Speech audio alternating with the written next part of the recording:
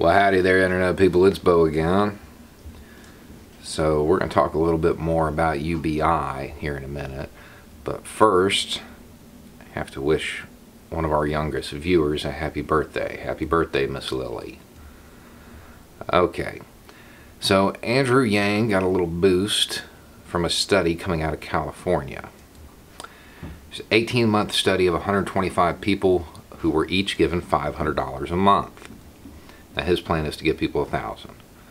This happened in Stockton. The researchers are from the University of Tennessee and the University of Pennsylvania, and they admit that this is anecdotal.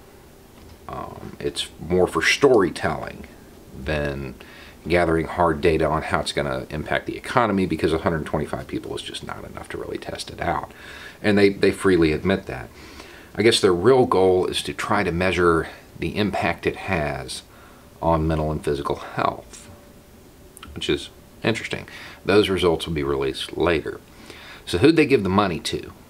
What were the type of people? 43% were working, 2% were unemployed and not looking, 8% were retired, 20% were disabled, and 10% were stay-at-home caregivers, stay-at-home moms or taking care of an aging parent, something like that. Pretty good cross-section. Okay, what'd they spend the money on? 40% of it went to food. All right. 24% of it went to places like Walmart, Dollar General. 11% went to utilities, 9% went to auto repairs and gas. That's 84% right there. All pretty reasonable spending. The rest, the other 16%, went to stuff like medical expenses, insurance. I'm sure there's some recreation in there as well. I mean, that speaks well for Yang's plan. It really does. I know that this isn't a large enough sample size to actually matter, but the storytelling is there. The storytelling is certainly there. But, I mean, I am personally still not convinced. Still have a lot of reservations about this. But the truth of the matter, it doesn't really matter what I think. It matters what Lily thinks. It matters what people her age think. They're the ones that are going to implement it. Or not. They're the ones that will live with it. Something like this, and a lot of the new ideas that are coming out, they're revolutionary.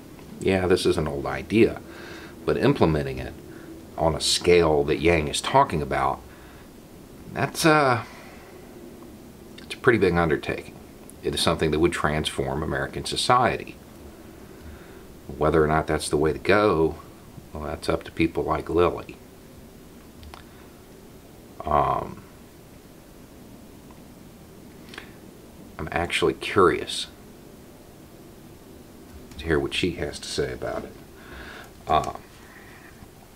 But it does give a little bit of a boost to his theory. You know, one of the big concerns with it is that people are just going to blow it, spend it on stupid things. And in that is kind of the idea that people who don't have money don't know how to budget, or that they somehow wound up without money for that reason.